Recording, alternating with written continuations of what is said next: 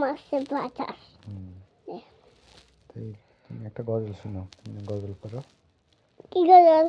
শোনাও যেটা ভালো লাগে।